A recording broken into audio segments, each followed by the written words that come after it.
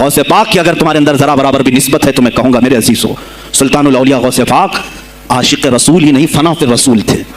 میرے نبی کی بات پر اگر کوئی انگلی بھی اٹھاتا آپ یا تو اپنی کرامت سے اس کا منہ توڑ جواب دے دیتے.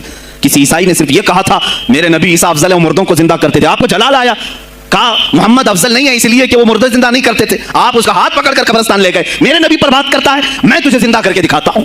اپنی کرامت سے مردے کو زندہ کر کے دکھایا. اب بول کون افضل ہے، عیسیٰ افضل ہے کہ میں افضل ہوں؟ تو نے تو عیسیٰ علیہ السلام کو مردے زندہ کرتے دیکھا تو نہیں، لیکن عبد القادر کو سامنے دیکھا. غوث پاک نے کہا میں اپنا موازنہ عیسیٰ علیہ السلام سے نہیں کرتا ہرگز، لیکن یاد رکھنا میرے نبی پر اگر زبان کھولے گا تو عبد القادر اپنے قدم سے اس کو جواب دے گا. وہ جواب دیتے. آپ کی زندگی ناموس رسالت کی حفاظت کے لیے گزری ہے. سلطان الاولیاء غوث پاک رضی اللہ تعالیٰ عنہ کی بارگاہ میں جب ایک سوال آیا کہ لوگ کہتے ہیں نبی ہر جگہ کیسے حاضر ہو سکتے ہیں، آپ نے خود کر کے دکھا دیا.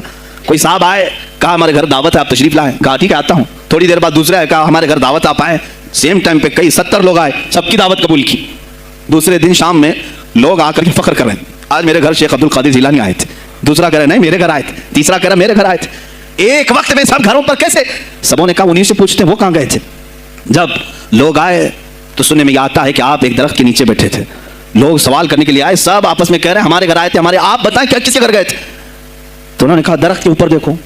تو لوگوں نے درخت کے اوپر نگاہ ڈالی تو دیکھا ہر پتے پر شکل عبد القادر نظر آ رہی ہے.